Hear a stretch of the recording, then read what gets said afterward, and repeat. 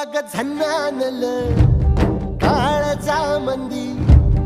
अन हत्ता मंदी हात आलं जी सैरा हट्ट झाला